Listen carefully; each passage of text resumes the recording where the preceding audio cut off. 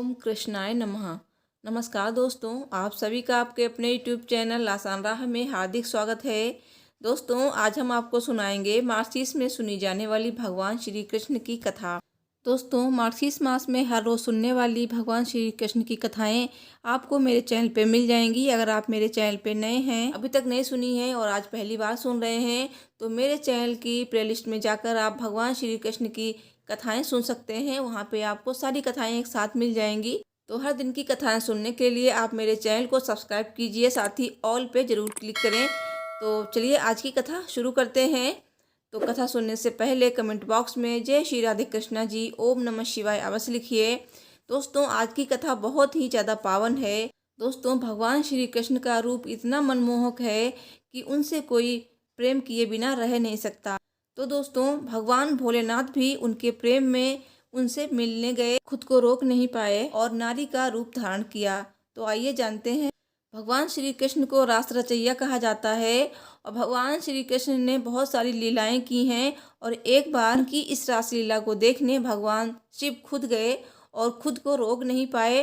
तो आइए जानते हैं इस कथा में और किस तरह से भगवान भोलेनाथ ने नारी का रूप धारण किया और गोपी बने। चलिए कथा को शुरू करते हैं। सब बोलिए भगवान कृष्ण की जय, बांके बिहारी लाल की जय। बोलिए हर हर महादेव। दोस्तों, हमने महादेव शिव शंकर के विषय में बहुत सी कहानियाँ सुनी हैं। कभी उनके तांडव से उत्पन्न काल भैरव की और कभी उनके विष पीने की, कभी कामदेव को भस्म करने की, आदि बहुत सारी कहानियाँ सुनी हैं। शिव आदि योगी हैं, जो भी करते हैं उसके चरम तक जाकर करते हैं, फिर चाहे वो प्रेम हो या क्रोध हो। परंतु क्या आपने कभी उनके गोपी बनने की कहानी सुनी है? और आखिर ऐसा क्या हुआ जिस कारण से भगवान शिव को नारी का अवतार लेना पड़ा? तो आइए जानते हैं इस कथा में भगवान शिव शंकर क्यों बने गोपी। एक बार भगवान शिव कैलाश पर्वत पर ध्यान में मग्न थे। ध्यान में उन्हें परम आनंद की प्राप्ति हो रही थी। तभी उनके कानों में अचानक बंसी की मधुर ध्वनि सुनाई दी। उन्होंने देखा कि कृष्ण वृंदावन में मनमोहक बांसुरी बजा रहे हैं और गोपियों के साथ रासलीला कर रहे हैं। भगवान शिव को आभास हुआ कि जो आनंद उन्हें ध्यान में मिल रहा था, वही आनंद रास में लीन गोपियां बंसी की धुन पर नाचकर प्राप्त कर रही थीं। वो ये सब देखकर हैरान थे कि कैसे कृष्ण जी अपनी मुरली की मोहक धुन पर सभी को नचाकर परम आनंद के सागर में गोते लगवा रहे थे। अब शिव जी से रहा नहीं जा रहा था। वे ये रासलीला देखना चाहते थे, इसलिए तुरंत ध्यान से उठे और वृंदावन जाने के लिए निकल पड़े। उनकी रासलीला देखने की जिज्ञासा अपने चरम पर थी। लेकिन जैसे ही वो प्रवेश करने वाले ही थे कि रास्ते में ही नदी की देवी वृंद देवी बीच में आ गई। वृंद देवी ने उन्हें रोकते हुए कहा कि वे उस स्थान पर नहीं जा सकते। इस प्रकार शिवजी को बहुत आश्चर्य हुआ। उन्होंने हंसते हुए पूछा, क्यों, मैं वहाँ क्यों नहीं जा सकता?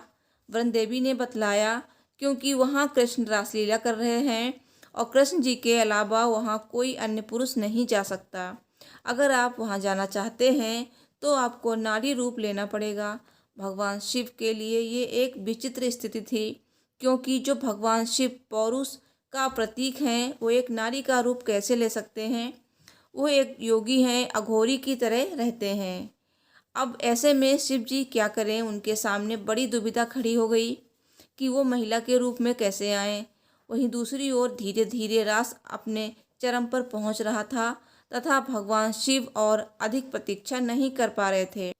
किंतु वृंद देवी उन्हें जाने नहीं दे रही थी। उन्होंने कहा, आप वहां इस प्रकार नहीं जा सकते। कम से कम आपको गोपी के वस्त्र तो धारण ही करने होंगे।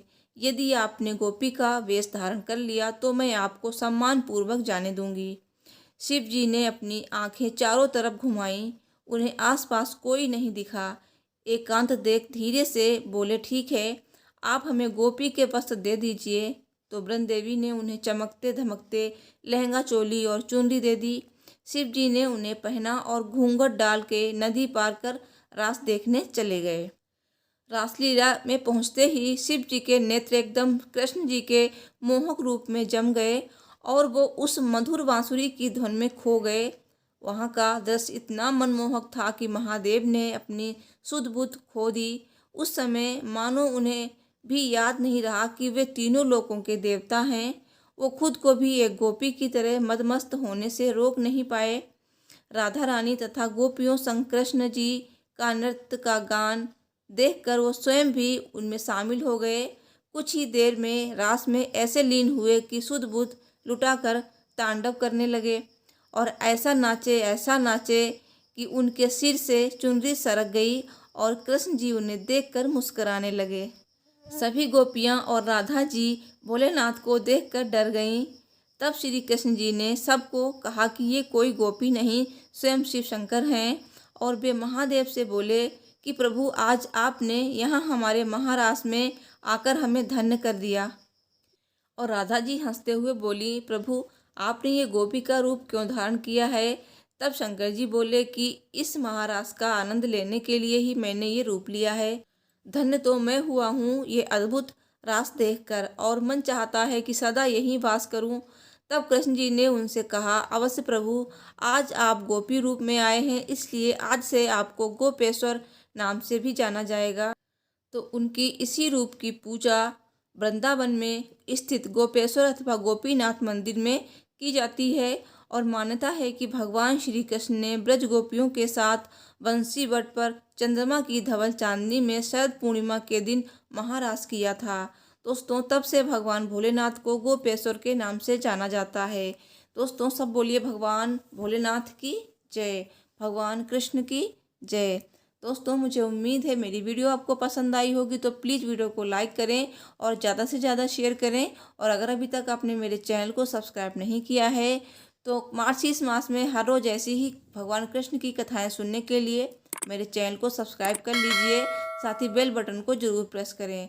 तो चलिए, मिलती हूँ नेक्स्ट वीडियो में। Thanks for watching. हर हर महादेव। जय श्री राधे कृष्णा जी।